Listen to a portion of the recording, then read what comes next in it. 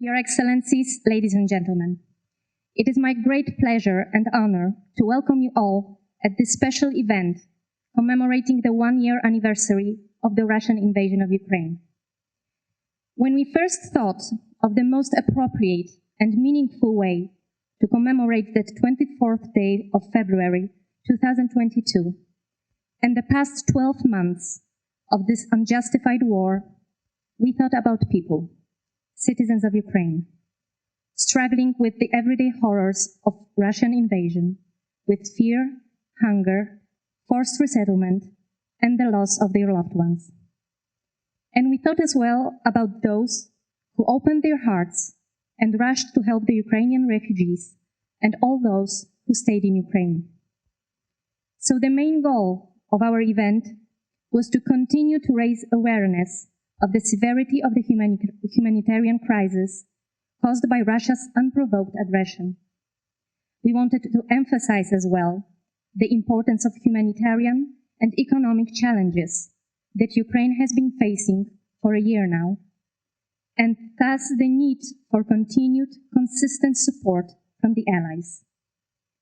Therefore, we brought together a high-level group of representatives from the US administration, Congress, and Polish and American civil societies to share their hands-on experience in helping refugees on the ground and to reflect on the needs of displaced and embattled Ukrainians, as well as the long-term humanitarian ramifications of continued Russian aggression. One of the famous Polish songwriters, Czesław Niemen, wrote, "This is a strange world, where there is still room for so much evil. But there are more people of goodwill, and I strongly believe that this world will not perish because of them." We would like to thank all of you for joining us today and helping us prove that there are more people of goodwill in this world. Let me now give the floor to our host, Ambassador Marek Magierowski.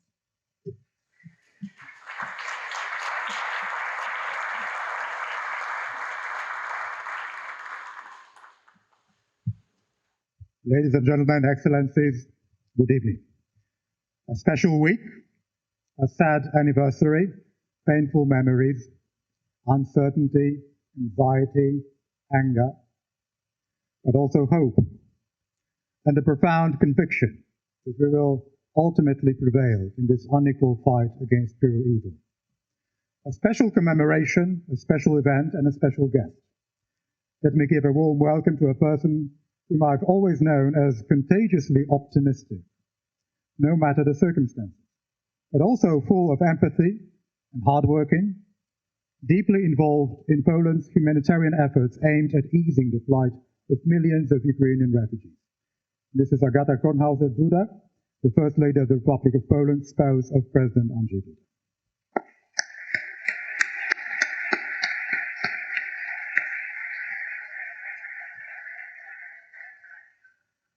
Oksana Markarova, the ambassador of Ukraine to the US, is tonight with us as well, as is Senator James Risch and Minister Andrzej Duda from the Presidential Chancellery. We will also have the opportunity to watch a short video message from Representative Marek. Let me also extend my gratitude to Wojciech Dilk and Mark Simakowski for accepting our invitation to this event. Finally, a wholehearted thank you to Alina Polyakova and her team at the Center for European Policy Analysis for co-organizing and co-hosting tonight's conference, and to my colleagues and co-workers from the Polish Embassy in Washington, D.C. for their hard work and engagement. Distinguished guests, dear friends, enjoy the evening. Alina, before you do.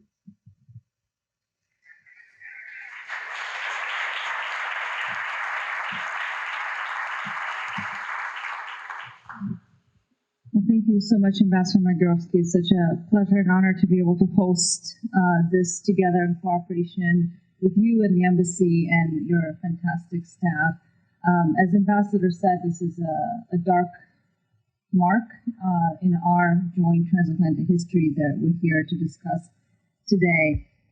More than 1 year into the full-scale, brutal invasion of Ukraine by Russia, And of course, Poland has played an incredibly key role as the indispensable anchor and ally for transatlantic defense and security, as the entire alliance has come to support Ukraine's fight for freedom. And it is a fight that Ukraine will win and must win, because everything depends on Ukraine's ability to defend not just its own sovereign territory, but also the broader fight for democracy over authoritarianism, as President Biden has said many times, and during his historic trip to Kiev and then, of course, to Warsaw.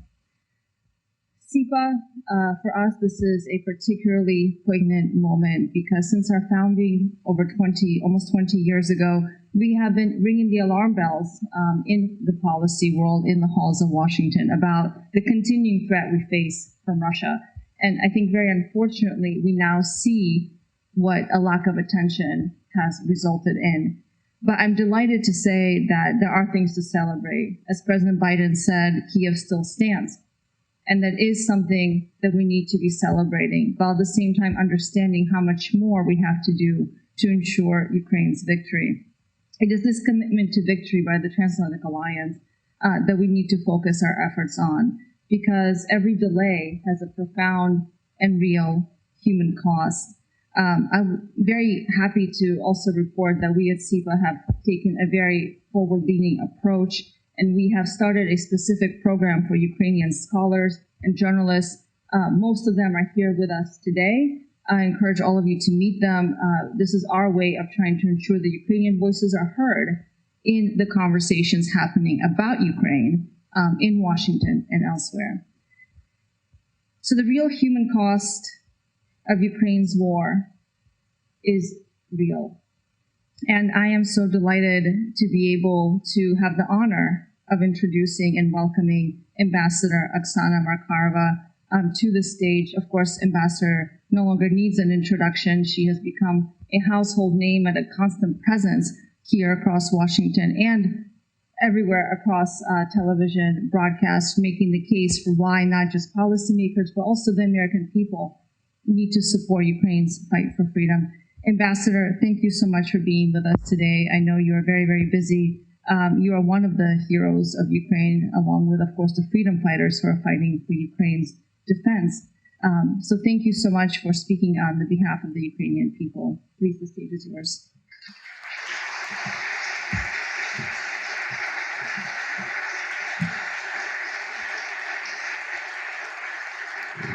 Thank you, Ambassador Magierowski, dear Marek and Alina, for this kind introduction. Your Excellency, First Lady, Senator Risch, all friends and allies, colleagues, thank you so much for being here, especially my colleague ambassadors who spent this difficult year with us.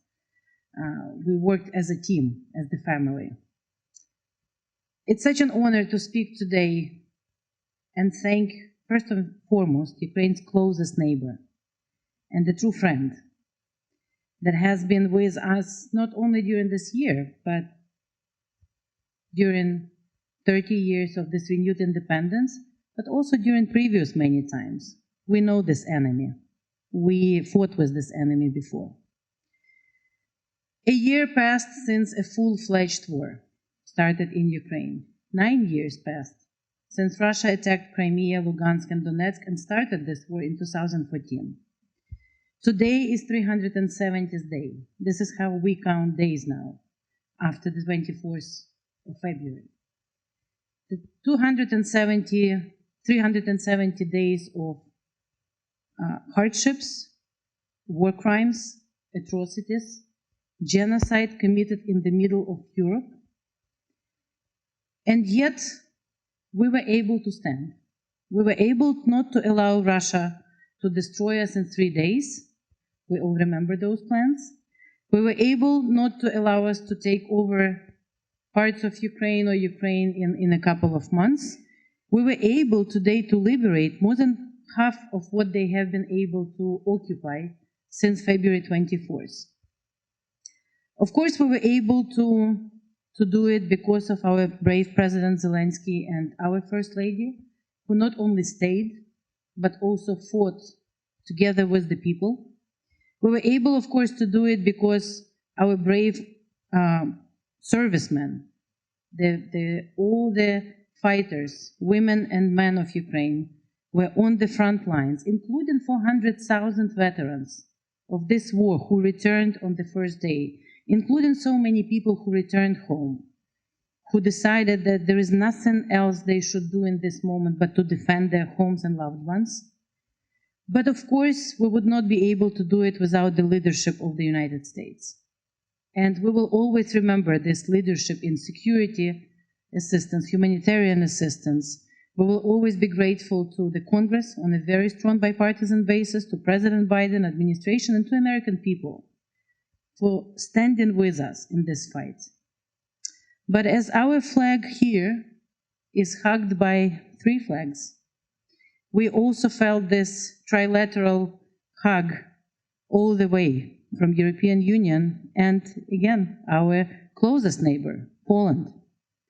On a very sad day of February 24th, this is the border between us and Poland, was the first checkpoint that Ukrainians took women and men and children trying to find safety from bombs, from missile attacks, from destroyed houses.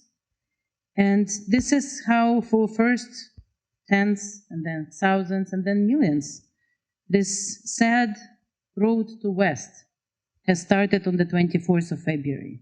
And on the other side of that checkpoint, they have seen, as you remember the first pictures, the strollers, hot food, some coats, and our Polish brothers and sisters with open arms, open hearts, and then open homes.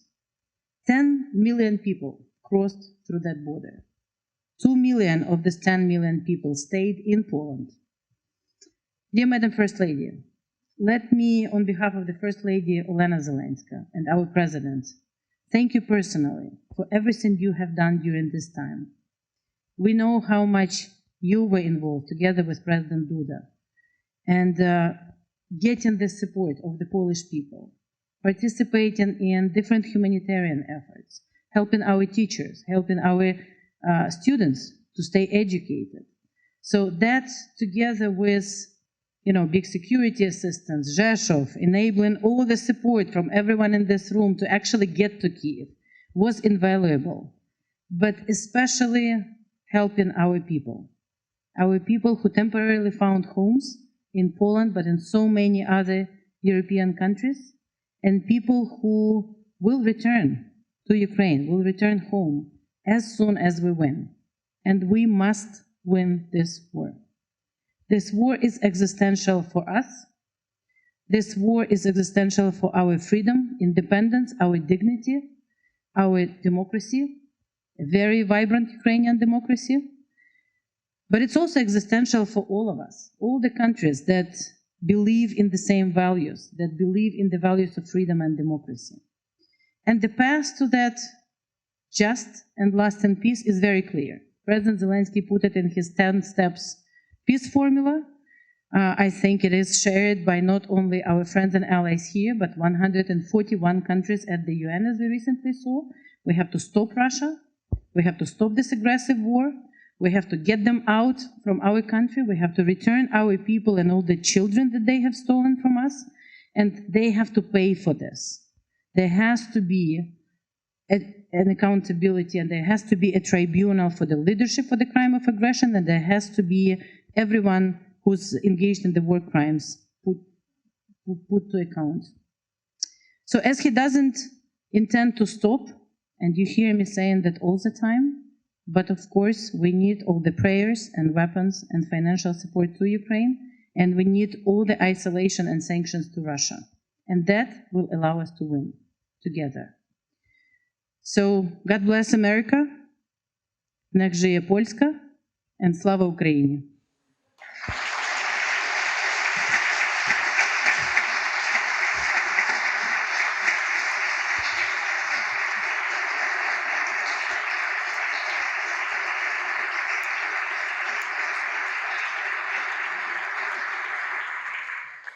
Thank you very much, Oksana, for your kind words. Ladies and gentlemen, there are no coincidences. we have tonight with us the Honorable Jane Risch, U.S. Senator from the proud state of Idaho, which I am about to visit shortly. Mr. Risch is not only a politician and a lawyer, but he also holds a Bachelor of Science degree in forestry. And you probably know how deeply in love all Poles are in forests. Mr. Risch was born on a May the 3rd, which is, for a reason, also the Polish national holiday. Last but not least, Senator Risch's wife, Vicky, has Polish roots. No wonder they have been married for 53 years. A ranking member of the Senate Foreign Relations Committee, an unwavering friend of Poland and a steadfast and Flanders will be our next speaker. Mr. Risch, the floor is yours.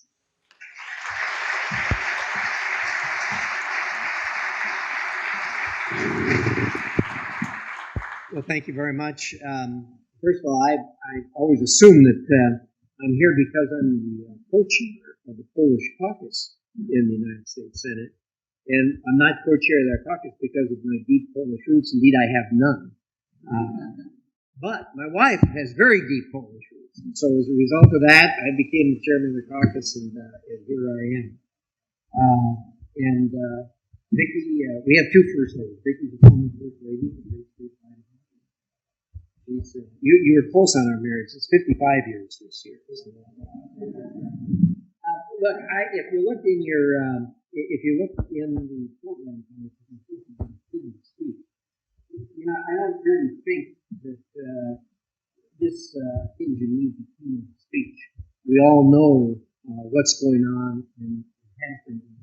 And whenever I speak about the situation in Ukraine, I always like to give a 60-second talk about how we got here, because it's very important to review how we got here.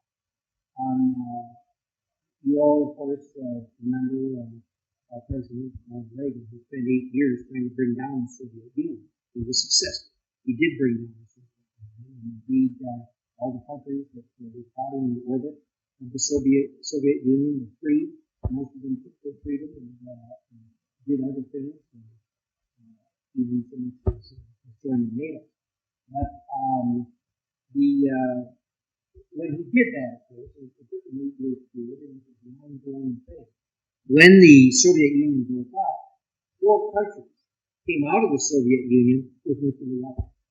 Obviously, Russia, Kazakhstan, Belarus, and of course, Ukraine. It was the policy of the United States of America at that time. It continues to be the policy of the United States of America that we want as few countries to have nuclear weapons as possible, for obvious reasons. What we're going through right now is a result of a country that has nuclear weapons. As a result of that, in good faith, on at least on 3 of the parties' parts, on the 5th day of December of 1995, 4 countries sat down in Budapest and reached the Budapest Agreement.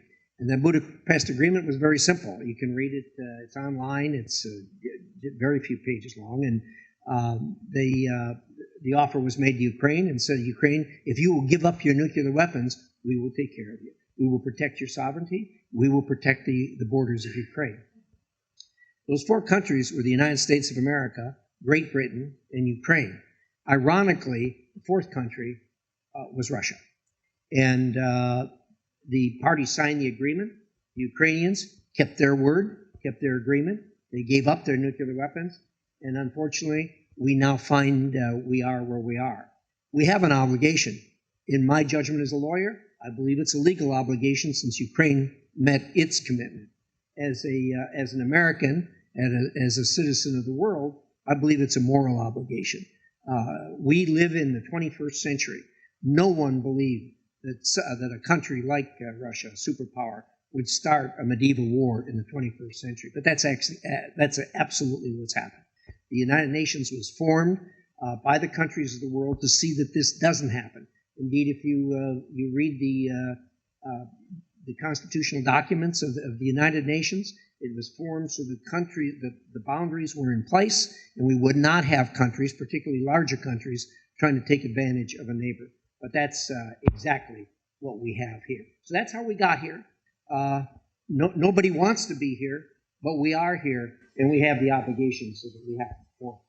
Last June, I was able to visit Ukraine and spoke with lots of people there. I of course, met with President Zelensky, but I met with people, fighters from the front, from ordinary Ukrainian citizens.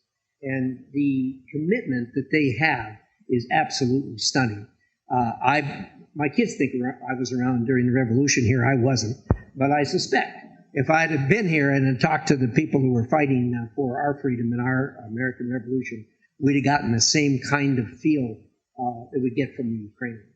So before I went into Ukraine, by the way, I walked the streets of Irpin, and this picture here is an absolute, some of you have been there, but that picture is an absolute representation of what Irpin looks like, and it amazed me that they were able to stop the Russian troops right there in Irpin and didn't get into Kyiv. Before I went into Ukraine, I stopped in Poland. Vicki and I were there. We'd been to Poland before. We got a chance to visit the church where her grandmother was baptized, just outside Warsaw, before we went in to Ukraine. But in any event, I met with a number of Polish people. And First Lady, I have to tell you, I was absolutely stunned at the commitment of the Polish people to this cause. They truly feel brotherhood with the Ukrainians that are suffering this. And I've been to a lot of places and seen refugee camps. There are no refugee camps in Poland. Why? Because the people took refugees into their homes. And it tells the whole story, really, of the commitment that the Polish people have to this. Every person I talked to said, we're all in. And we join America, we join our European cousins. We're all in on this. We're going to see this to the end. Look, this war is difficult. The Ukrainians have fought bravely. The casualties have been absolutely awful. But there's one thing that is obvious to me, and I suspect may be obvious to Putin himself. He said this weekend, and I don't agree with him on anything, but I agree with what he said this weekend, and that is this fight is about what the world will look like after it's over. He's absolutely right. That's exactly what this fight is over and exactly why we have to win this fight. Look, by now, I would think Putin's got figured out that he has lost this war. The fighting will go on. The shooting will go on. He can certainly do a lot of destruction as he's doing, but he has lost this war. And why do I say that? Because his objective was to invade the country, to replace the administration, and occupy the country. After talking to the Ukrainian people, I can tell him one thing that he probably already knows. He will never, ever occupy this country. The Ukrainians will fight to the last person before they ever allow Russia to occupy this country.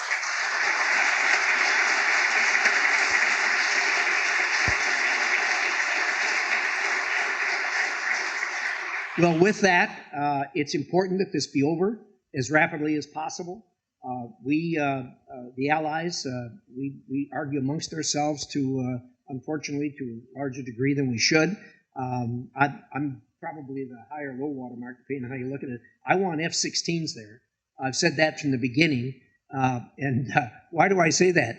Has anybody forgotten that the Russians provided jets, fighter jets, and trained the pilots in Vietnam and in other wars that we've been in, certainly in Korea? It's time for us to return the favor. Let's give them the F-16.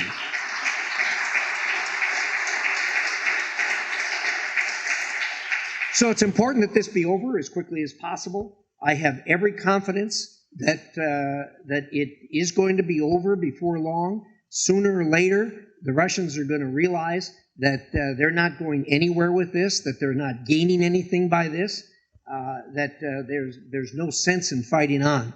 To the Ukrainians, I say to you, God bless you. We're with you. We're going to stay with this until the very end. Thank you all.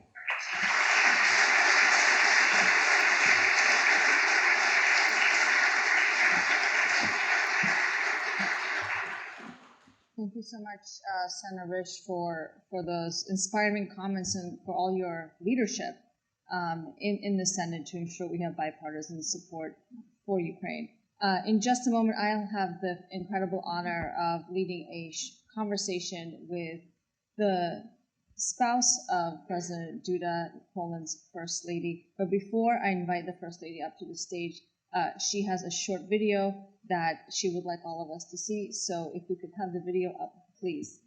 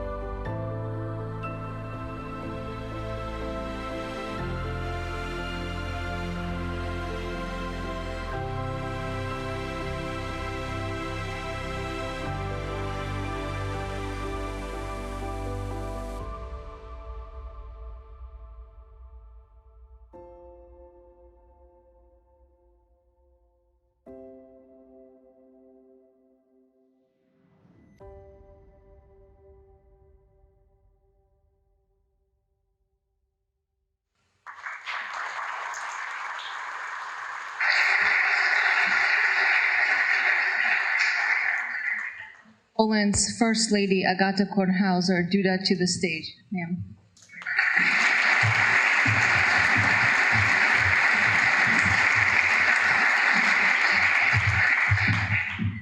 Well, thank you so much for being with us tonight.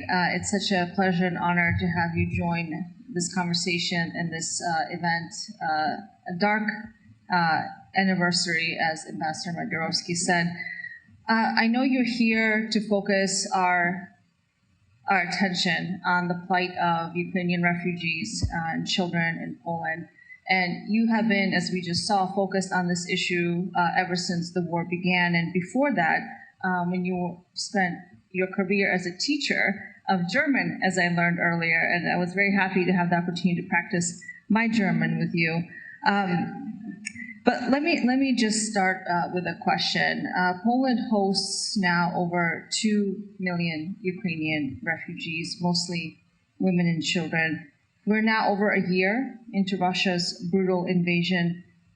Can you give us an update on this current situation, how Polish society is coping, and really the challenges that Poland still faces with the number of Ukrainian refugees in Poland? Thank you very much. I will speak Polish. It's easier to me, but don't be afraid. I have a great interpreter. But before I will switch to Polish, I would like to thank you, all of you, for the solidarity with Ukraine and for the international solidarity. I'm grateful and thank you from the bottom of my heart. Jak Państwo doskonale wiedzą, ja oglądając te zdjęcia nadal czuję w sobie emocje, bo mam wrażenie, że to zdarzyło się tak niedawno, a minął już rok. Ladies and gentlemen, as you know very well, I feel emotional after seeing all those pictures because, well, it seems that a little time has passed and since it's been already a year. Ja bardzo cieszę się, bo przysłuchiwałam się moim przedmówcom, że mamy dokładnie ten sam pogląd na tą bestialską, barbarzyńską wojnę wywołaną agresją Rosji na Ukrainę. And I listened to the speeches of the predecessors, and I'm happy because I realized that we share exactly the same view concerning this bestial and barbaric war unleashed by Russia on Ukraine. Ja jako kobieta, jako matka, jako żona przede wszystkim nie mogę zgodzić się na to, że ta wojna pochłonęła już tyle niewinnych istnień ludzkich, przede wszystkim dzieci i kobiet. And as a woman, as a mother, and as a wife, I cannot accept the fact that this war has already pledged so many innocent lives of children and women, first of all.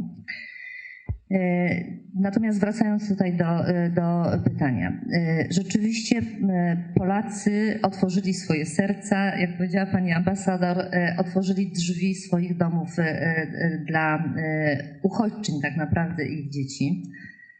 And coming back to the question, indeed, as Madam Ambassador remarked, Polish people indeed opened up their hearts and they opened up the doors to their homes. They opened them up especially to women refugees and to their children. Jak zauważył pan senator, rzeczywiście w Polsce nie było i nie ma obozów dla uchodźców. And as Mr. Ambassador has rightly observed, in Poland there were and there are no refugee camps. Muszę Państwu powiedzieć, że dla mnie samej to było niezwykłe zaskoczenie, ponieważ to było prawdziwe pospolite ruszenie. Tak naprawdę nikogo nie trzeba było zachęcać do pomocy. Zwykle mówi się, że przykład idzie z góry. Natomiast tutaj to były oddolne inicjatywy. I ja muszę powiedzieć, że od rzeczywiście zwykłych ludzi po stowarzyszenia, fundacje, organizacje pozarządowe, samorządy, wreszcie oczywiście rząd, cały parlament ruszył z pomocą. I to, co dla mnie było niezwykle ważne, ta pomoc była udzielana ponad wszelkimi podziałami. So actually, it came as a big surprise even to myself, because what I saw was this very huge spontaneous movement that nobody needed to be encouraged to administer, to provide this help and assistance. Usually we say that the example comes from top and goes all the way down. However, in this particular case, it was a grassroots movement, and everybody got on board, beginning with the ordinary people, all the way through associations, foundations, NGOs, local governments, all the way up to the government and to the parliament. So everybody plugged in and decided to help. And this was, as I said, absolutely spontaneous help. Natomiast, co ciekawe, zostały przygotowane ośrodki dla uchodźców. To bardzo często były hotele, pensjonaty, różnego rodzaju ośrodki turystyczne. And a point of interest is that there were a lot of facilities prepared to host refugees, and they encompassed hotels, hostels, tourist resorts. I nie wszystkie zostały wykorzystane właśnie przez uchodźców z tego względu, że bardzo wielu Polaków zdecydowało się przyjąć uchodźczynie i ich dzieci do swoich domów. And actually not all those places prepared in the facilities were used by the refugees. And the reason for that is exactly because the Polish people decided to welcome female refugees and their children into their homes. My w pewnym momencie rzeczywiście mieliśmy około 2 milionów, tak naprawdę my nie mówimy uchodźców, mówimy gości z Ukrainy. There was a certain point in time when we indeed had about 2 million of not really refugees, because we do not call them refugees, but guests from Ukraine. I oczywiście wyzwania były różne i one się zmieniały z czasem. And of course that produced many different challenges which evolved with time. Jak Państwo mogli zwrócić uwagę, na początku to było zabezpieczenie podstawowych potrzeb dla naszych gości z Ukrainy, zorganizowanie właśnie noclegów, wyżywienia. So as you were able to see in the beginning, we tried to satisfy the basic needs of our Ukrainian guests, provide them with accommodation, food. Natomiast z czasem oczywiście trzeba było zrobić dużo więcej, a mianowicie przede wszystkim przygotować specjalną ustawę, nazwaliśmy ją specustawą, która będzie regulowała wszystkie sprawy dotyczące właśnie naszych gości z Ukrainy. And of course, with the lapse of time, much more needed to be done. So what we did was preparing a special law.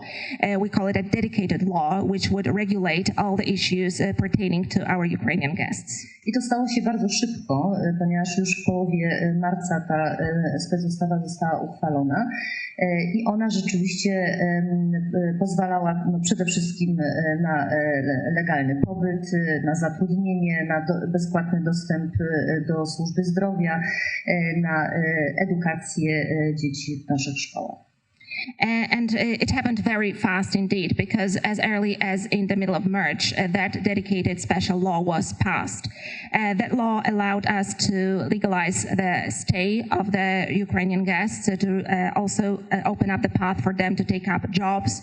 It also provided free access to healthcare and education of Ukrainian children in Polish schools. Obecnie szacujemy, że w Polsce przebywa 1 300 000 uchodźców.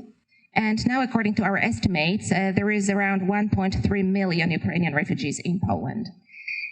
Natomiast to, co nas ogromnie cieszy, bo zostało uruchomionych wiele programów służących temu, mianowicie już 80% dorosłych Ukraińców uzyskało legalne zatrudnienie w Polsce. And there is one thing which makes us especially happy. A number of programs have been established in Poland, and now as many as 80% of adult Ukrainians have found a legal job in Poland. Natomiast to, co w pewnym momencie było bardzo dużym wyzwaniem, to była właśnie organizacja kursów językowych, nie tylko dla dzieci, ale również dla dorosłych, jak również kursów zawodowych i szkoleń.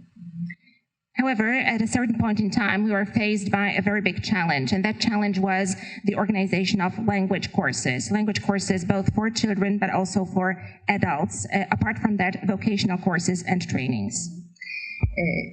Ja, spotykając się z kobietami właściwie w całej Polsce, właśnie w ośrodkach dla uchodźców i rozmawiając z nimi, zorientowałam się, że są jak gdyby 3 grupy tych kobiet.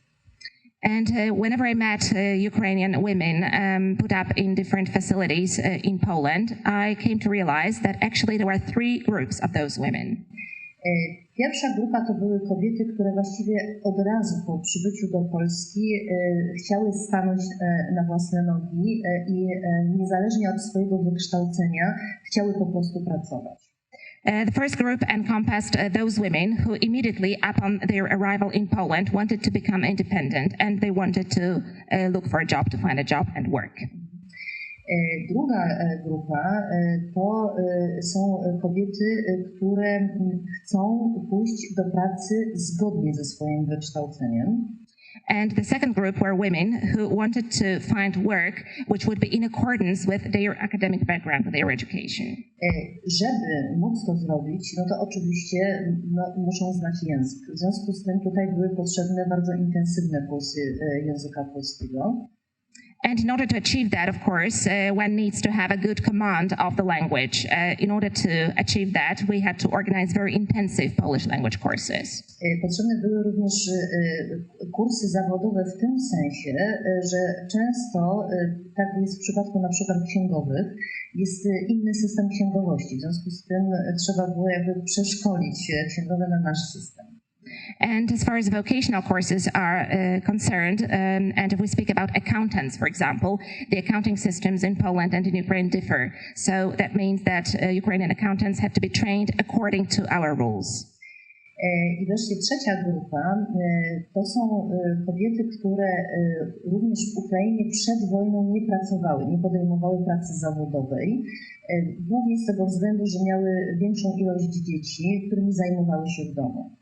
And the third group of women were those who did not work in Ukraine before the outbreak of the war. And that was mainly due to children which they cared for and brought them up. No i rzeczywiście ta trzecia grupa to jest taka grupa, która wymaga największej troski. And the third group of women was the one which required biggest amount of care and attention. Ponieważ one mając wiele dzieci, bo muszę Państwu powiedzieć, że to nie jest tak, że kobiety przyjeżdżały z 1 czy 2 dzieci, ale często było tak, że z 5 czy 6 dzieci.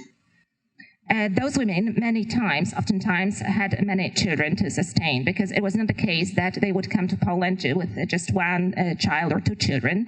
Very often they would bring along 5 or 6 children. Często są to dzieci, były to dzieci kilkumiesięczne, z którymi przyjeżdżały do Polski. And very often these children were just a few months old. Więc dla nich to jest duża trudność, żeby pójść do pracy. So for these women it was very difficult indeed to find a job. Natomiast to, co zauważyliśmy, to zwłaszcza w drugiej i trzeciej fali uchodźców, którzy przybywali do Polski, przybywały do nas kobiety i dzieci, które były już bardzo straumatyzowane działaniami wojennymi i cierpią nadal na zespół stresu pourazowego. And what we saw, especially in the second and third wave of refugees coming to Poland from Ukraine, these were mainly women and children who were very deeply traumatized by the war, by the hostilities, and they were suffering and still suffer from post-traumatic stress disorders. W Polsce oczywiście też staraliśmy się zapewnić pomoc psychologiczną, choć muszę powiedzieć, że my sami cierpimy na zbyt małą ilość psychologów, co wyszło zwłaszcza po pandemii. And what we tried to do in Poland was to provide psychological assistance to that group of refugees, although in Poland we do lack psychologists ourselves, and that was especially visible during and after the pandemic. Natomiast tutaj chciałabym zwrócić Państwa uwagę na jedną ważną rzecz, mianowicie żeby cały czas mówić o tym, jak ważna jest pomoc psychologiczna, ponieważ tutaj pewnie Pani ambasador to potwierdzi. Kobiety, z którymi rozmawiam, one odczuwają wstyd przed pójściem do psychologa i mówią do mnie, że kobieta ukraińska to jest kobieta silna, która nie może okazywać słabości.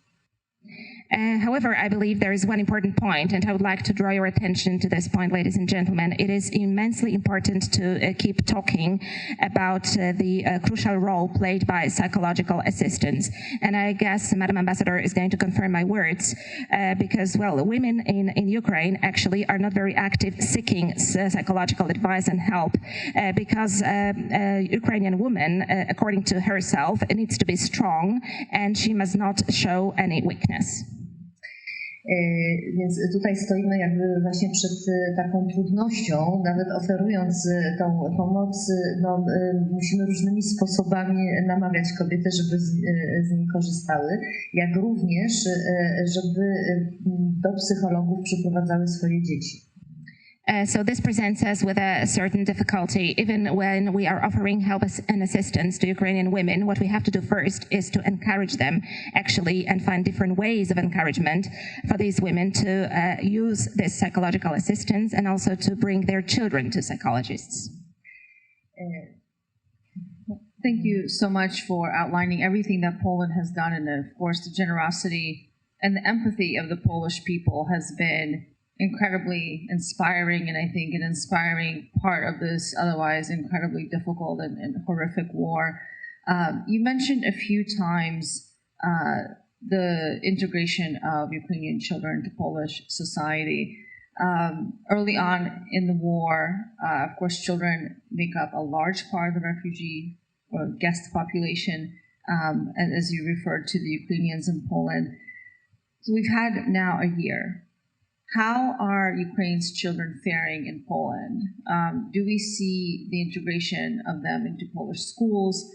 How is that process going? Because I know that there was also an initiative that you mentioned to hire Ukrainian teachers in Poland, as well as provide distance learning for Ukrainian children who were still learning in Ukrainian schools via teleeducation.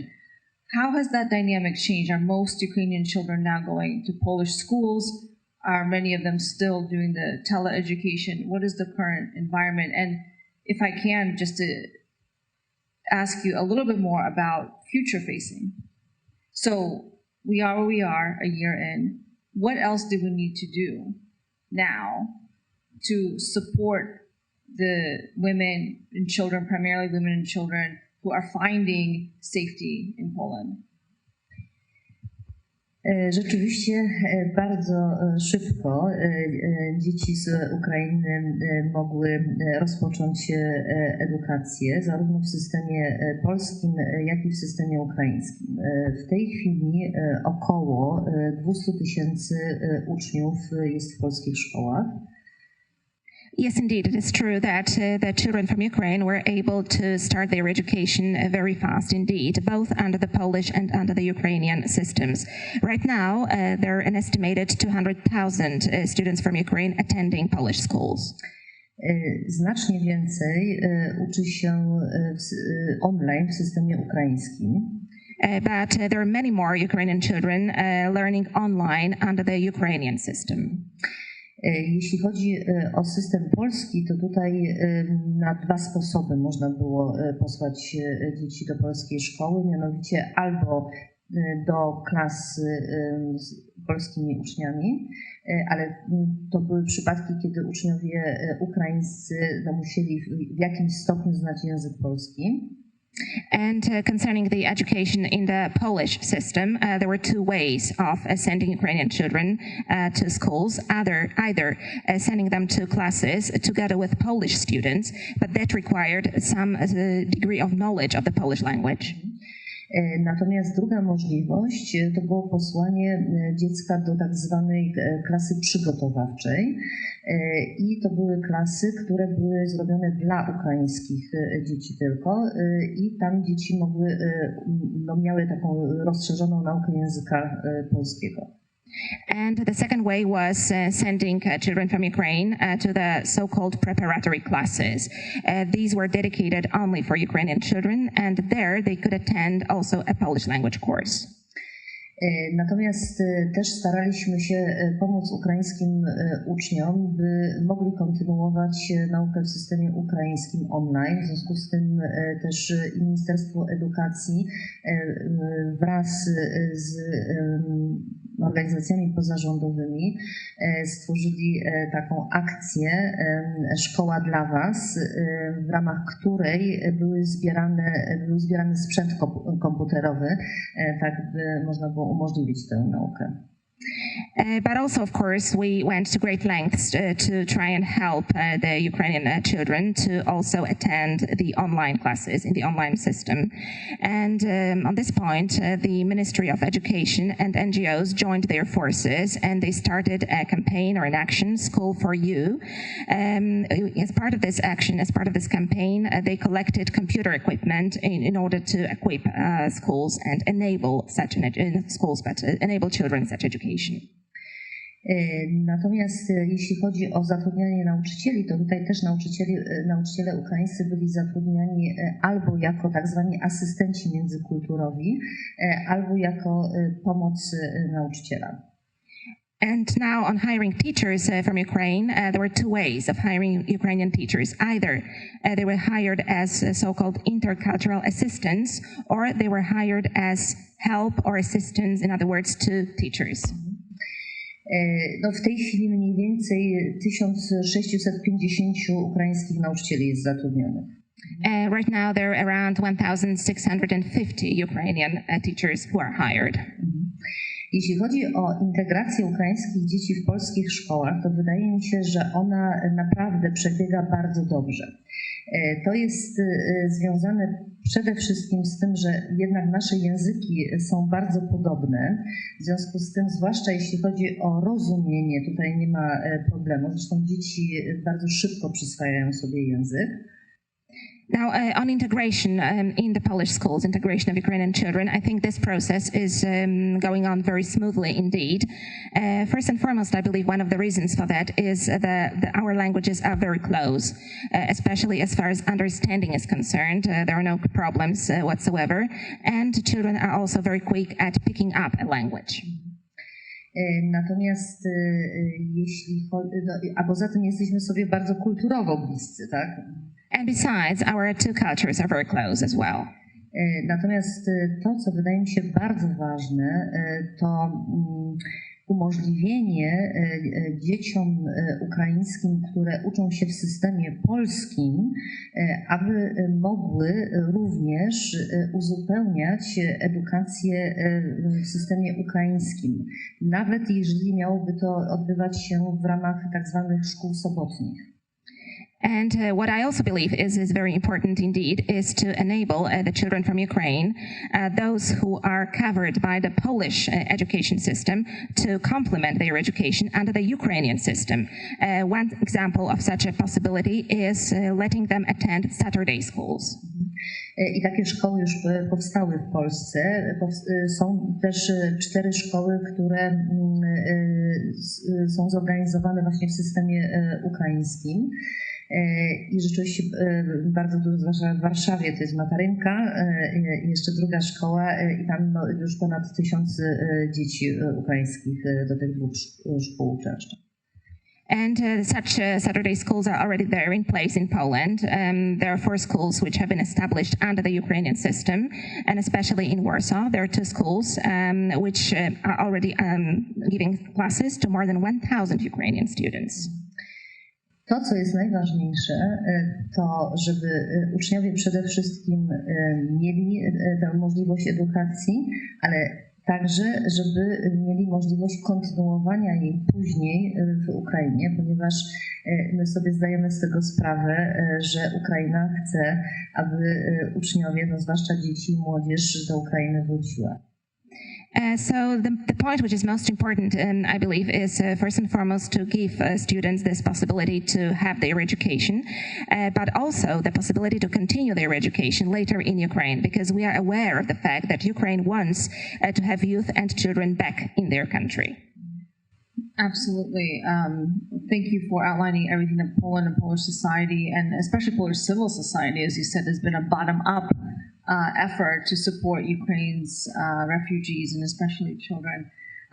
But let me just follow up and broaden the conversation out to the international effort that you've been involved with, other First Ladies from Europe and the United States as well. You will be seeing the U.S. First Lady Jill Biden during your visit. What is the effort that you are involved in with the other First Ladies? What are you working on together, and how do you plan to move forward to make sure that the refugee situation with Ukraine's women, children, and others is not forgotten? Because, of course, here in Washington, what we end up talking a lot about, which is very, very important, is defense and security assistance to Ukraine, a key part of our support. How do we keep the attention on the humanitarian situation that countries like Poland face, that Ukraine faces? What are you working on with the other First Ladies? To ta współpraca zaczęła się dosyć wcześnie. To było spowodowane, jeśli chodzi o tutaj moją aktywność, tym, że na początku pani Olena Zełenska nie była w stanie podróżować, tak? So this cooperation actually started very early on, and well, my activity, I got involved in everything due to the fact that initially Mrs. Olena Zełenska was not in a position to travel. Zaczęło się właściwie od ewakuacji dzieci chorych onkologicznie i nefrologicznie z Ukrainy do Polski. So everything started actually with an evacuation effort of children with cancer and kidney conditions from Ukraine to Poland. Tu już zaczęłyśmy właśnie kooperować z panią Oleną Zełenськą, jak również z innymi małżonkami, ponieważ dzieci przyjeżdżały do Polski, gdzie był hub dla nich. Tam ich stan zdrowotny był badany przez lekarzy i te dzieci, które mogły być transportowane dalej, czyli ich stan był lepszy, były transportowane do różnych krajów i w Europie, ale również w Stanach Zjednoczonych. So this cooperation with Mrs. Olena Zełenska started at that point. Then it was, of course, extended also to cover other First Ladies. There is a hub in Poland to which children from Ukraine were brought. Their health was checked by the doctors there on the spot, and those children whose condition was better and allowed them to travel further were transported to other countries across Europe, but also to the United States. W związku z tym myśmy chcieli mieć pewność, że dzieci będą miały miejsca w szpitalach, tak? W związku z tym tak jakby zaczął się ten kontakt właśnie z innymi małżonkami. So what we wanted to make sure was that those children would have places in hospitals, and that is how the contact with other First Ladies started. Później spotkaliśmy się z bardzo dużym wyzwaniem, ponieważ do Polski były ewakuowane sierocińce, również sierocińce, w których przebywały niepełnosprawne dzieci. And then we were faced by another very big challenge, actually, because the evacuation of orphanages in Ukraine started, also those orphanages with children with disabilities. I tutaj, dlaczego dla nas to było wyzwanie? Ponieważ w Ukrainie sierocińce troszkę na innej zasadzie działają niż w naszych krajach. W związku z tym w jednym sierocińcu jest bardzo dużo dzieci, tak? Nawet ponad 100 dzieci może być. And why was that a challenge to us? Well, first and foremost, because the organization of orphanages in Ukraine differs from the orphanages that function in our countries. One orphanage in Ukraine can accommodate very, very many children, even more than 100. Natomiast no, staraliśmy się zrozumieć też tutaj Ministerstwo Rodziny i Polityki Społecznej, ukraińskie, które nie zgadzało się na dzielenie sierocińców na mniejsze grupy. We also tried to understand the position of the Ukrainian Ministry of Family and Social Policy. The ministry would not agree those orphanages, the children from those orphanages, to be split up into smaller groups. Natomiast my nie byliśmy w stanie w jednym ośrodku zająć się tak niepełnosprawnymi dziećmi w takiej dużej liczbie. However, we were not able to take care of those disabled children at such a big number, putting them all in one single facility. I tutaj ja, współpracując z kolei z Polskim Ministerstwem Rodziny i Polityki Społecznej, zostałam poproszona o to, żeby spróbować znaleźć miejsca właśnie w innych krajach dla dzieci. And at that point, I was asked, also in cooperation with the Polish Ministry of Family and Social Policy, to try and look for places for these children in other countries. I to się rzeczywiście udało i za to jestem ogromnie wdzięczna. And we succeeded. I'm really grateful for that. Natomiast tutaj też cały czas, ja spotykając się też z innymi małżonkami, czy rozmawiając z nimi, no, też mówię, jakie są konkretne potrzeby w tej chwili. I jeśli chodzi o naszych gości z Ukrainy, którzy są w Polsce, ale również jakie są potrzeby w Ukrainie. Whenever I meet and whenever I talk to the First Ladies, I try to communicate to them the concrete needs of those guests from Ukraine who are staying in Poland right now, but also what the needs of Ukrainians on the ground are.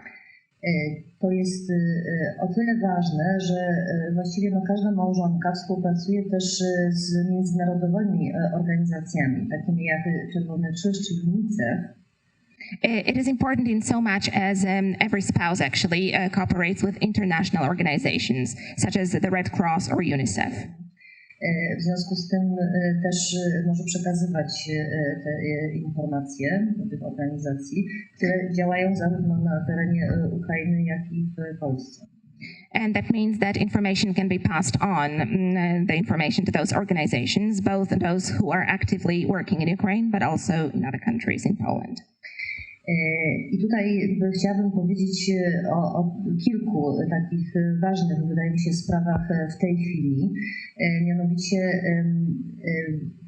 Ukraina potrzebuje, jak chce się skupić tylko i wyłącznie na tych potrzebach i pomocy humanitarnej, bo wiadomo, czego jeszcze i Ukraina potrzebuje, mianowicie przede wszystkim agregatów prądotwórczych i przede wszystkim piecy, tak żeby ludność, która pozostała w Ukrainie, miała szansę przetrwać zimę. And now let me raise a couple of issues which are of primary importance according to me, to my assessment. Well, I try to focus on humanitarian needs only because we, of course, know what else Ukraine needs. As far as those humanitarian needs are concerned, Ukraine badly needs power generators and stoves so that the people in Ukraine can survive winter. Ja też wraz z panią prezydentową Oleną Zełeńską realizujemy taki projekt szkoleń dla lekarzy. To jest równie ważne, zwłaszcza jeśli chodzi o takie obszary medycyny jak rehabilitacja, jak właśnie stres pourazowy, jak leczenie oparzeń na przykład. Plus, myself and the First Lady of Ukraine, Olena Zełenska, we are involved in a training program for doctors. This is equally important. We are looking at certain specializations and especially rehabilitation, also PTSD and the treatment of burns. I z kolei z rozmów z lekarzami, którzy szkolą się teraz w Polsce, wiem, że oni są wysyłani na tereny deokupowane, gdzie zostały zbombardowane szpitale, gdzie dostęp do opieki medycznej jest bardzo utrudniony. W związku z tym oni prowadzą takie szpitale na kołach i też bardzo potrzebny jest taki przenośny sprzęt medyczny, jak na przykład przenośne USG. So I've been talking to those doctors who are being trained right now in Poland. Many of them are sent to the occupied areas in Ukraine, where there are no hospitals anymore because these were destroyed during the hostilities, and the access to any kind of medical care is very difficult indeed. So what they do is organize the so-called hospitals on wheels, which means that they badly need certain medical devices, like, for example, ultrasound scanners. Well, thank you so much for all of your work and leadership to help Ukraine and its people. It's been such an honor to hear more about your efforts. Thank you for involving Jill Biden, the U.S. First Lady, of course, in these efforts, and for your work with Alina, who's an amazing force of nature, as you very well know, as Ambassador knows. Thank you for being with us tonight. I know it's a very short trip, and it's been such an honor to learn more and to hear from you. And to our audience, please join me in thanking Agata Kornhauser-Duda for this interesting conversation. Thank you.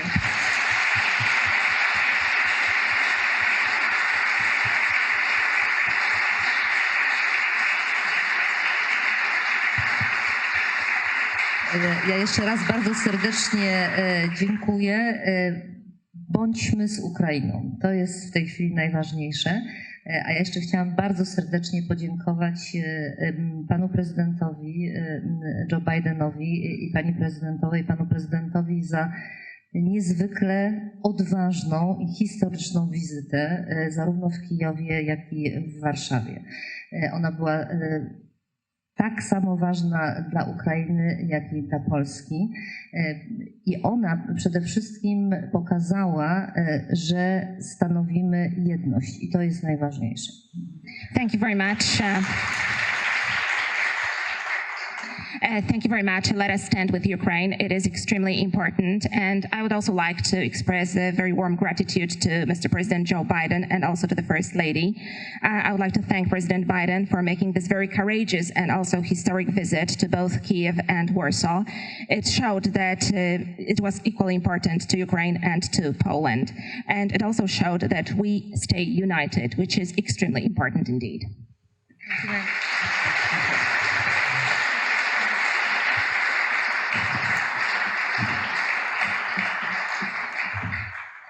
Please stay seated for another few moments. We are delighted to have a short address from Congresswoman Kaptur, who couldn't join us in person here today, but has sent a short video.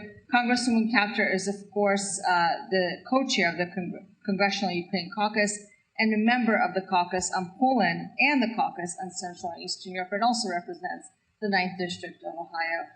So please, can we have the video from Congresswoman Kaptur? Thank you. Welcome to each of you who have gathered today to commemorate 1 year since Russia launched its unprovoked, brutal invasion of Ukraine. In doing so, Russia violated every global rule of behavior, the independence, sovereignty, and territorial integrity of its peaceful neighbor, Ukraine.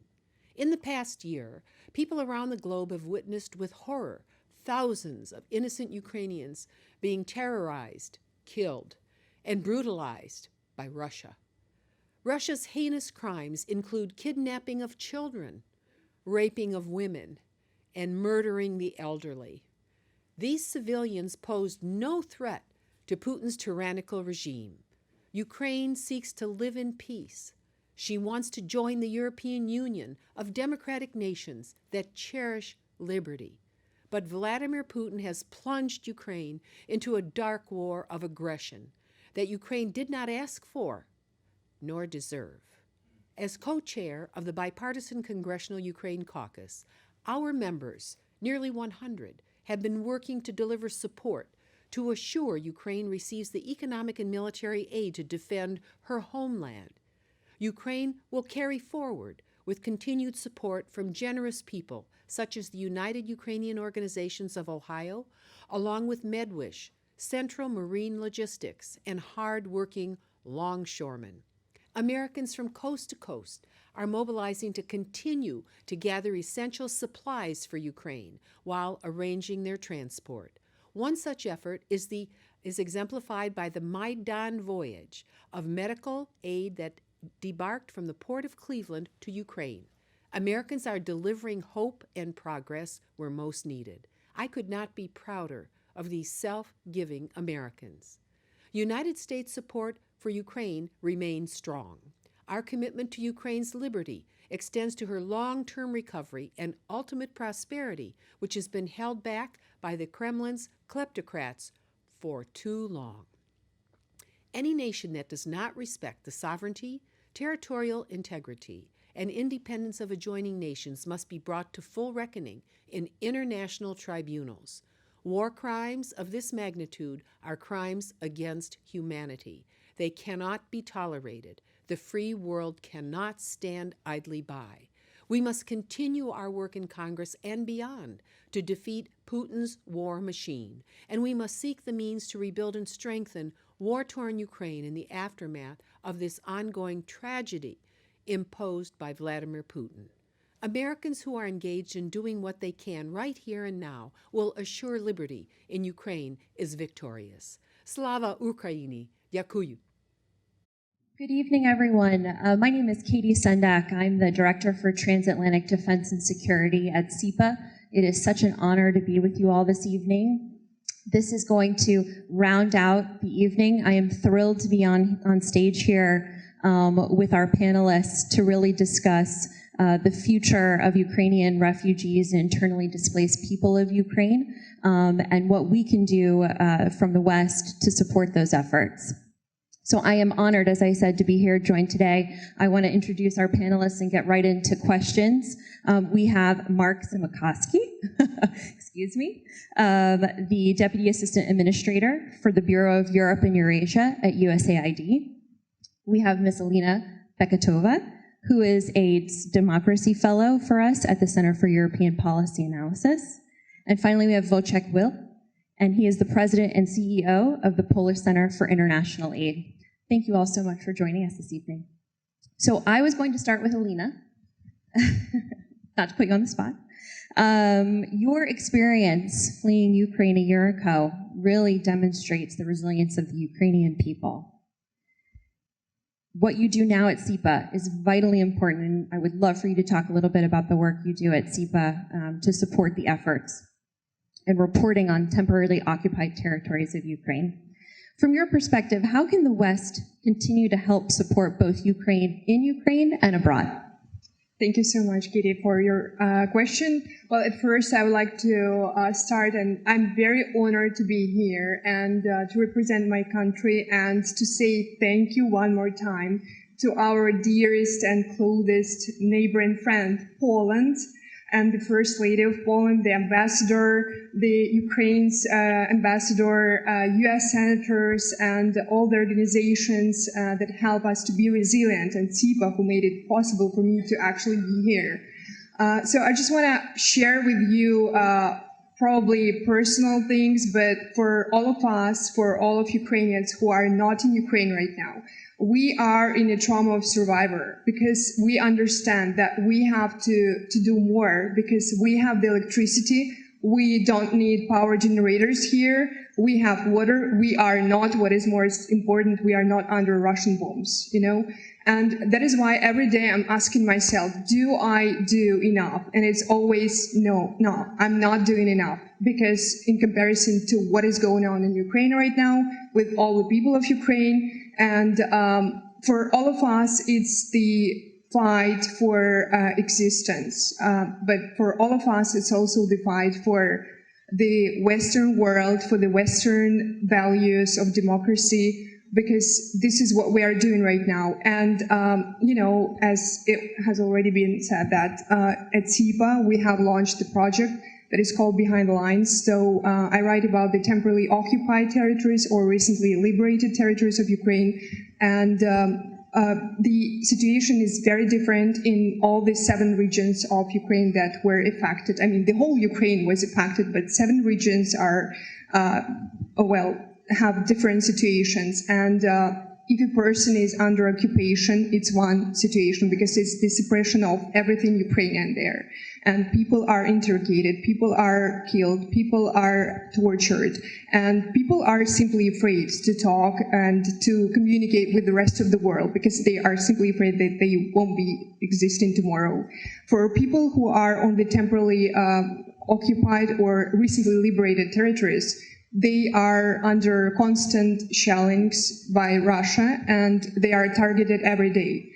But I talk with a lot of people who are on the temporarily occupied territories or recently liberated, and they all say that what can the West do to support our resilience? It's the understanding that we are all in the joint marathon, giving each other the bottle of water when we need it.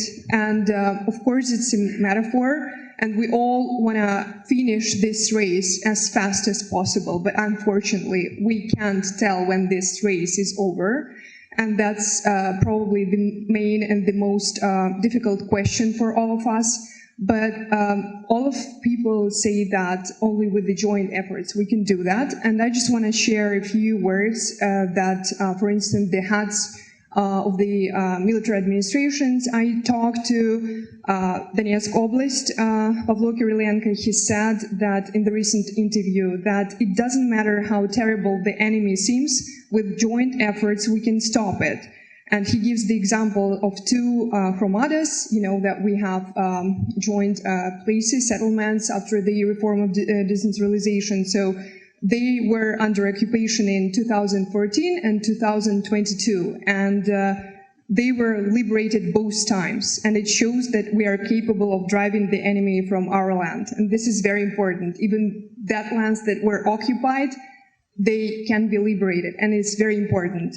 Or Yuri Sobolevsky, who is the first deputy head of Kherson Oblast Council, he says that Ukraine is protecting other European countries because Putin's goal is not Ukraine. He wants to take revenge on the collective West for the collapse of the Soviet Union. This is what they broadcast. And the last is Vitaly Kim, the Mykolaiv Oblast, recently liberated, as you all know. He says that unfortunately we count the war not in days, but in people that are killed. The longer aid is delayed, the more people can be injured or killed. And that is why we need weapons to expel the invaders from our land. So for all of us, it's very important so that we all are in a joint marathon, and there will be a time when we will give back. Thank you so much.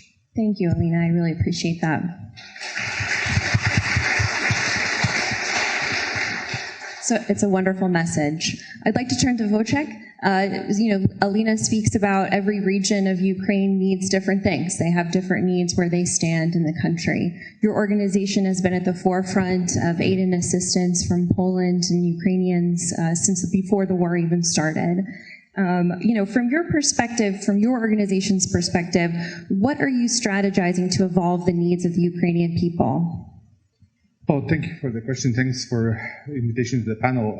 Indeed, I have been working on humanitarian assistance since 2001. So I think this is crisis number 23 or 24 that I'm engaged, and I have seen a lot of suffering, but I have never seen such suffering and such barbarity as Russia has unfolded in Ukraine. I have worked on Syria for many years, and I have seen Russian forces in action in Syria. This is just minuscule to what Russia has unleashed in Ukraine. For instance, in Syria, Russian forces have bombarded about 50 to 60 medical facilities during a year. Only in the 2 first months of the war, Russian forces have targeted over 200 hospitals and health clinics in Ukraine alone. As the prudent humanitarian, when the Russian forces started to amass on the boundaries of Russia, hope for the best, but plan for the worst. So all the contingencies planning have been put into place. And I remember getting a phone call at 5:30 a.m. from our office in Kharkov saying, well, it has started. And within half an hour, all of our staff with their families were evacuated to Kremenchuk, so on the other side of the Dnieper River, something that we consider slightly more safe, at least in the days of the war. And immediately the program started. And the first one was to evacuate as many civilians from conflict-affected areas as far west as we can including to Poland. I mean, there in the lobby you can see a report on our one-year activities in Ukraine, and there is a photo from the transit center in Warsaw that has been sprung up in collaboration between PCPM and the Norwegian Refugee Council back it was already up and running in March, where I have seen so many crises and humanitarian tragedies. I would never have dreamt in my worst nightmares that there will be a need for a transit center for refugees in my hometown. But this was the case. I'm very happy to see it empty right now, but the work from March onwards, this has been like one dark tunnel that only I hope now is coming to some sort of a realization. I remember that in the first days, there were so many programs that have sprung up. I mean, the evacuation of children with oncological diseases. I mean, 2,000 children bussed out from Ukraine within a few weeks. The number of the buses with evacuees going one way and the luggage compartments that were coming back empty the other way were being filled up with humanitarian aid. All the supermarkets, all the people of the goodwill have contributed, and indeed Poland has mobilized tremendously, and this has also saved Poland because. There have been up to 140,000 people crossing the border every day. If we hadn't had the host families who received the Ukrainian guests, refugees, I don't know where they would have been accommodated. Now the situation is different. We are now 1 year into the war. Indeed, we are in a marathon. We hope this marathon will finish soon, but it is. This is a big and long undertaking. I think there are three areas of focus. First and foremost is to, inside Ukraine, to continue humanitarian assistance for those areas that are still under active shelling, under active fighting. But we should not forget about 11 to 17 million people who need humanitarian assistance, and those who have fled that area to safer locations. Secondly, we have to look into how to support Ukraine, not only on the governmental level, but how to support the cities, how to support the local authorities, because the cities and local authorities, sometimes their population has doubled. They have to double the social services, they have to double the water supply, they have to double the sewage capacity, they have to double electricity supply, they have to put more children, more teachers at schools. It's a massive array of problems.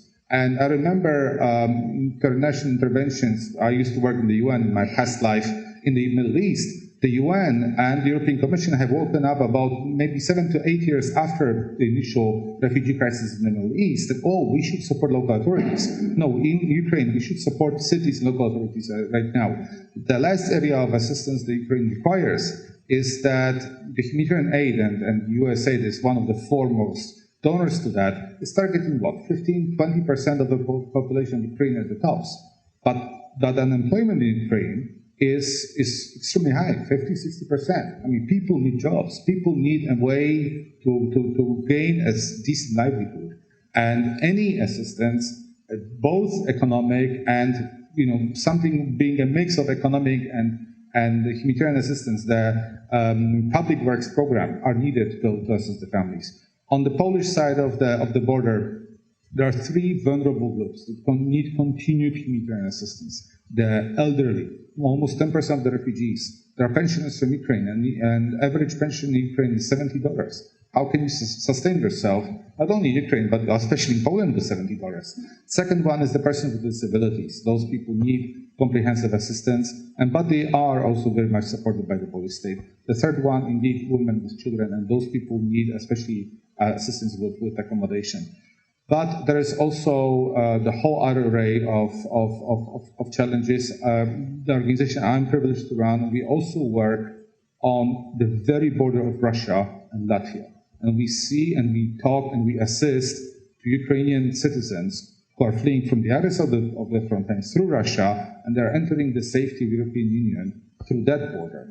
And what they are telling us is harrowing. The abuses, the children being separated, people being shipped out to faraway areas of Russia. I mean, I feel like we are going through 1940s again, and I hope this nightmare is going to end soon. Thank you so much. I think you bring up a great point. It's not just about the urgent needs that we need today and Ukrainians need today. It's about what they need tomorrow as well to continue on. I wanted to turn to Mark. To that end, USAID has done unbelievable work in Ukraine and Eastern Europe as a result of this crisis. I understand that you have announced several initiatives to help Ukraine as it enters into its second year of war with Russia. Could you please provide an update on the U.S. strategy to support Ukraine's resilience for the future? Thanks, Katie, and thanks to our Polish hosts. I don't think it's any coincidence that Poland has been such an incredible ally, but it is because of not only its location, but its willingness to be a steadfast leader. I'm happy to report I'm a Ukrainian American with a Polish last name. So in many ways, I think I'm a showcase of the symbiotic relationship of these two countries. I was in Ukraine several weeks ago, as was President Biden. Every single American that goes through on their way to Ukraine stops in one place. They stop in Poland. They fly into Warsaw. They fly into Krakow. Our Polish hosts, our most critical allies, are hosting not only our ability to engage and access and move into Ukraine, they're hosting our military advisors, they're hosting our humanitarian teams, they're hosting the assistance. So Poland's steadfastness and willingness to be such an incredible conduit for assistance to Ukraine is something that I think we should all appreciate and understand and not take for granted, because it takes incredible risks. And it's something that I have been very impressed with, not only the Polish people's willingness to be such an incredible host, but to be there on the front lines every single day with Ukraine. So I want all of us to thank Poland, and of course this event is an incredible reflection of the role they've played over the past year. Moving on to what we're all here about. After the past year, it's been my honor to be working at USAID to support Ukrainian victory. And that simple description of what the U.S. strategy is to enable Ukraine to achieve victory, to ensure Russia's strategic defeat in Ukraine, and to also ensure that Ukraine has all the tools not only to win the war, but to win the peace. And that's what USAID is doing on a day-to-day basis. Frankly, we have an incredible amount of bipartisan support in an unprecedented fashion. Unfortunately, this is the third time that I'm working a conflict of Russian aggression here in Washington. Worked the Russian invasion of Georgia in 2008, worked the Russian invasion of Ukraine in 2014, and again this reinvasion. I have never imagined the unprecedented levels of bipartisan support for Ukraine. And so as a result, we have been, I think, afforded at USAID an incredible amount of resources to support Ukraine. Those resources essentially envelop the strategy that we have, which is first and foremost to respond to the humanitarian crisis in Ukraine. So the USAID has provided $1.5 billion of humanitarian support, in addition to the $500 million that the State Department has provided for refugees outside of Ukraine. Our focus, of course, is on responding to the most urgent humanitarian needs inside Ukraine. There's a DART team, also, of course, based in Poland, that supports the most immediate needs for the 7 oblasts that were described, and of course to assist the over 10 million Ukrainians that have been displaced as part of the war, to help their education needs, their sanitation needs, support to women and children that have been impacted by the war, and to be responsive in the places that we can have access to. The second piece, of course, and I think one that I think has been not underappreciated, but showcases the level of need that Ukrainian government has. The Ukrainian government has a $5 billion budgetary gap. Its fiscal needs in many ways are ensuring its survival. And as a result, the United States has provided $13 billion in direct budget support, which is essentially facilitated through the work that we're doing at USAID and onto the World Bank. That budget support, again, as a key pillar of our strategy, allows the Ukrainian government to focus its most critical resources that it has on the war effort, while also sustaining the civil servant salaries, the healthcare workers, the pensions, and the other areas that essentially are keeping the Ukrainian state alive and the Ukrainian people's confidence in the Ukrainian government. And again, that's something that has been to us Perhaps the most impressive element of this war is this Ukrainian state has not only survived, but it has thrived. It has showcased to its people that it can continue to provide services, that it can continue to provide salaries and pensions, and it can continue to keep schools open and hospitals open, which is something I think Putin never imagined that the Ukrainian government would be able to survive a number of days, let alone over 360 days. The other key piece of our strategy, and this is what my bureau does and leads on in USAID, is providing over $700 million in developmental assistance to focus on a number of key priority areas. One is on health, to ensure that the Ukrainian people continue to have the health services that they need to essentially be inoculated, to get vaccines, to get primary care. Of course, the health sector is being devastated on a day-to-day basis deliberately by the Russian Federation, so it's something that USAID is going to continue to focus on. Second, economic development. We all know that this war has had a debilitating impact on the Ukrainian economy. So USAID has purposely focused a significant amount of assistance on ensuring that the Ukrainian people can develop their small and medium enterprises. We announced last year a $100 million Agri-Ukraine Initiative, Agricultural Resilience Initiative Ukraine, which is in direct response to Russia's blockade of Ukraine Black Sea ports. This initiative was intended to provide farmers with financing, to provide additional storage, to embolden export routes, and also provide inputs like seeds and fertilizers. It's my pleasure to say that we're going to be increasing that funding significantly with the cooperation of Congress in a matter of weeks. And we've also been able to unfreeze money that was originally supposed to be supported solely on building up some key areas related to Russia for Ukraine. Over $100 million will be going to UNICEF to support small and medium enterprises in Ukraine. And again, that money was unlocked with the help of a bipartisan support in Congress, many of which are sitting and standing here today. Another key piece of our strategy has been to focus on governance, helping the Ukrainian people with the expectations of ensuring that corruption is no longer a key component of the Ukrainian state. I think what we're seeing in Ukraine is a direct response to essentially a new era of not allowing corruption and clamping down on it, and we are going to continue to find ways to enable Ukrainian institutions like NABU and others in their ability to be focused on ensuring that corruption does not play a role in Ukraine's future. So those are some of the key areas of what we're focusing on. I think that we, frankly, have done a lot. One of the lessons learned is that everything we're doing is still insufficient.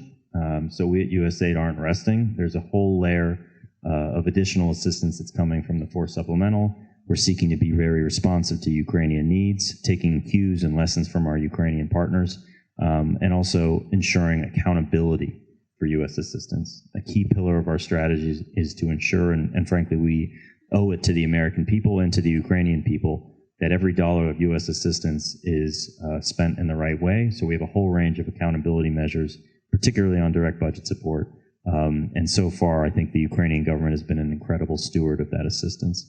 The last piece, I think, is just understanding, and I took this impression from Munich, is there's a lot of confidence in the transatlantic community, rightly so, of the solidarity that we've been able to generate over the past year, and also an incredible confidence in our partner in Ukraine, that they've been able to withstand an incredible level of brutality.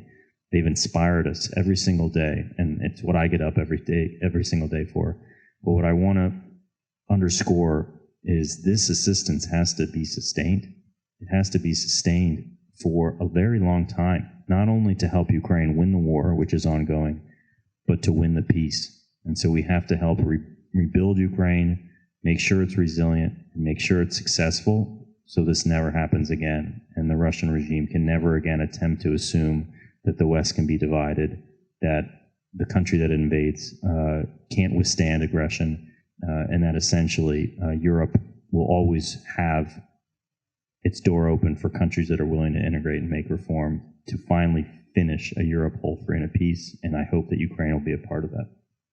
Thank you so much, Mark. Those were wonderful comments, and I really just want to echo some of your thoughts about that long-term resilience. We can't just win the war. We've got to make Ukraine prosperous and stable and secure for the future. I want to do a rapid fire end question for our panelists. And Mark, I'll put you on the spot to start again. We have talked about all of the wonderful work that organizations and governments around the world have contributed to this effort over the past year. I'm really interested to know from each of you what you see the biggest challenges over the next year from your perspective, and what we can do to combat it. I think the first, obviously, is sustaining the levels of unprecedented assistance. That's something that politically this administration is very focused on ensuring. I think President Biden was very clear. We're here with Ukraine until the end, as long as it takes, as much as it takes. So sustaining that level of assistance through the year is our key priority, and convincing our congressional partners of the need to do that. Again, I think we can all do better in moving assistance faster. We have broken through kind of historical log jams, and so we want to do things faster.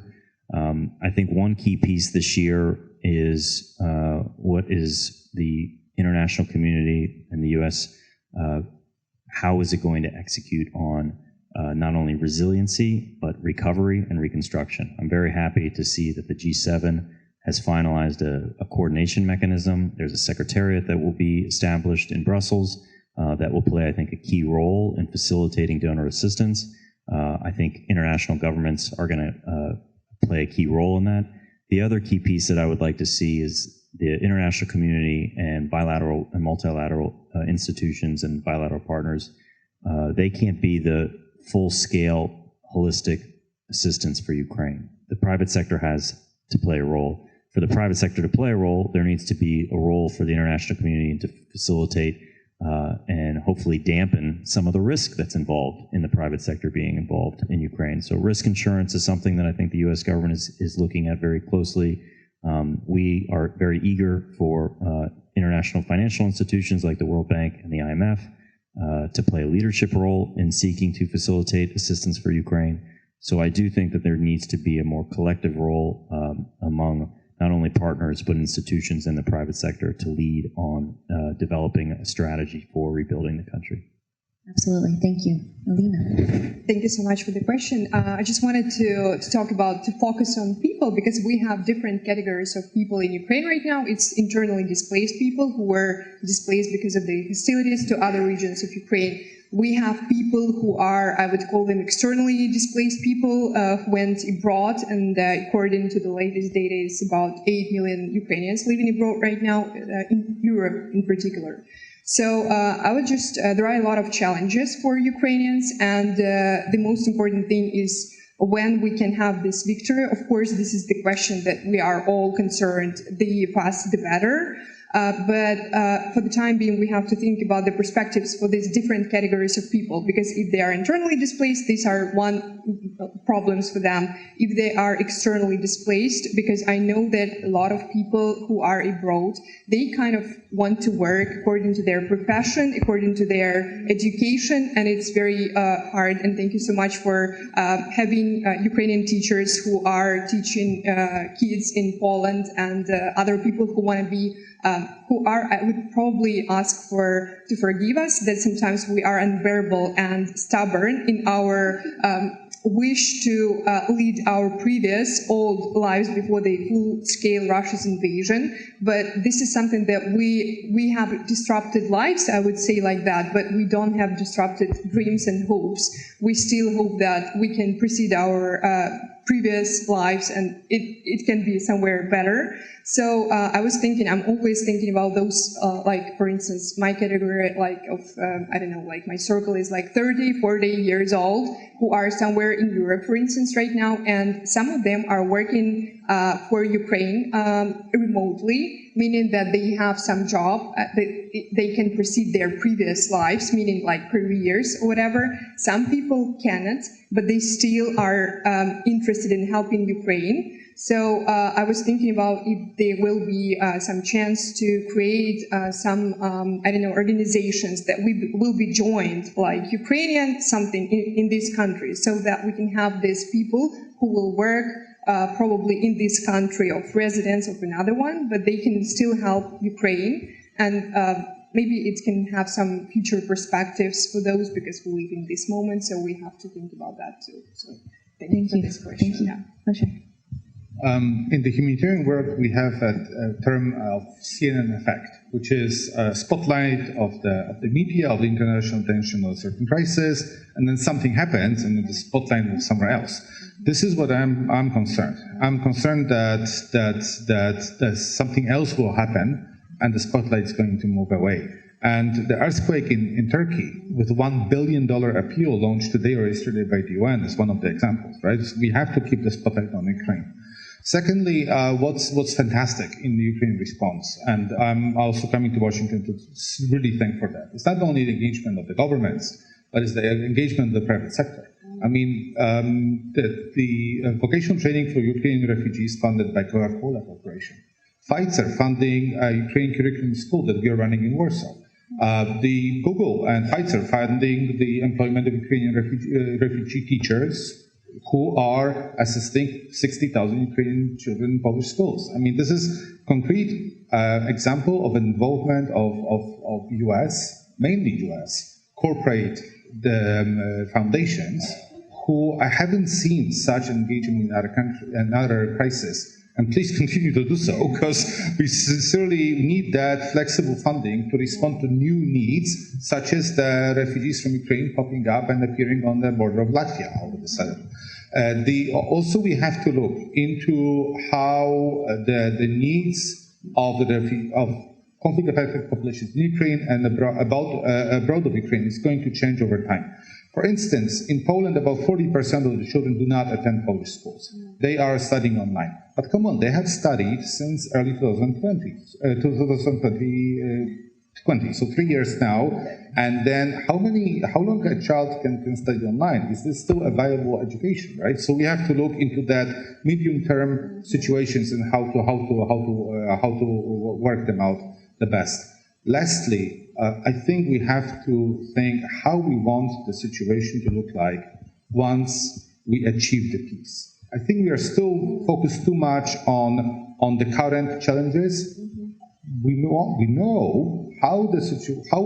what is the end result we want to see in Ukraine. I think all of them agree. But there is going to be a ripple effect in Russia. There is going to be a ripple effect in the former Soviet Union.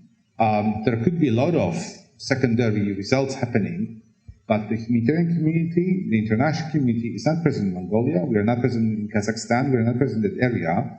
We have to look slightly more holistically, because this war, and I hope the loss of war by Russia, is going to create some secondary effects, unfortunately.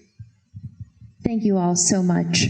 I think this is a testament to the unity that we can find in this cause. And so I just want to thank you all so much for participating this evening. I would ask for a round of applause for our panelists.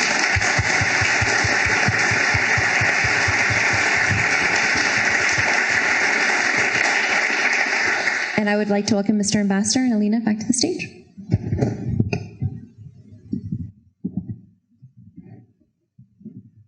Ladies and gentlemen, let me convey my heartfelt gratitude to all the speakers and panelists who have shared their expertise and insight, and of course especially to the First Lady, and of course to all attendees of tonight's event. I hope that what we have heard and learned tonight will make us more aware of the true nature of this war. It is not merely a war of narratives. It is not a clash of tweets and Facebook posts.